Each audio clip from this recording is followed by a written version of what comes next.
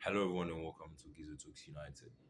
And on this episode of Gizo Talks United, it is the international routes. I'm here to give you updates on what happened or what is happening and what happened in the international break. Please don't forget to like, comment, subscribe, and also tell a friend to tell a friend as well. Gizo really loves Manchester United.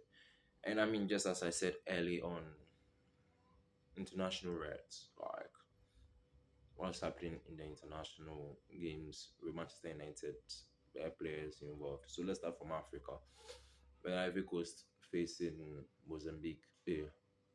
Saudi Arabia, they lost by a goal to nil, and I believe Amad Diallo did play some minutes under his belt. Moving on to Morocco, Nous Mazraoui played against Mozambique, where they won by a goal to nil with Nous or Mazraoui assisting for the only goal of the game. I believe Nous Mazraoui has been one of the greatest players ever joining Manchester United. In terms of understanding the wing back position or the right back position, I can classify him as one of the greats, but because he is in this current Manchester United team, most of us don't regard him, or don't, yeah, most of us don't regard him as one of the best players in that position. And moving on to, I think, Cameroon, they lost by a goal to nil to DR Congo, who further, DR Congo, who further won against Nigeria in the penalty shootout last night. With former Manchester United players Aaron Wan-Bissaka and Azel Twanzebe representing DR Congo for their win against Cameroon and Nigeria respectively. And Cameroon are basically out of the World Cup with Bryan and Bruno and Onana, who are still Manchester United players, being out of the competition. The World Cup competition.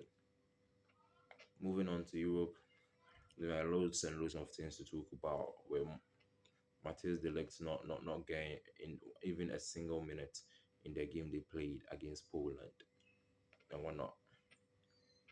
Moving on to Portugal, we saw what Bruno Fernandes did over the weekend, having not played their first match of the international break.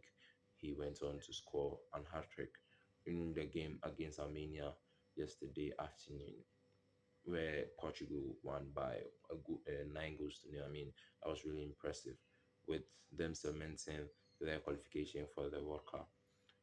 Denmark also were held to a 2-2 draw with Luxembourg or whatever. We saw Patrick Dorgu representing Denmark and whatnot. There are loads and loads of things to talk about. But on the South American side of things, Ugarte also did not get some minutes under his belt. Casemiro and Matheus Cunha played in a 2-1 win against Senegal, where Casemiro, I think Casemiro scored 2 goals. Yeah, it was really impressive. This has brought a discussion onto the internet where people are trying to say, or people are trying to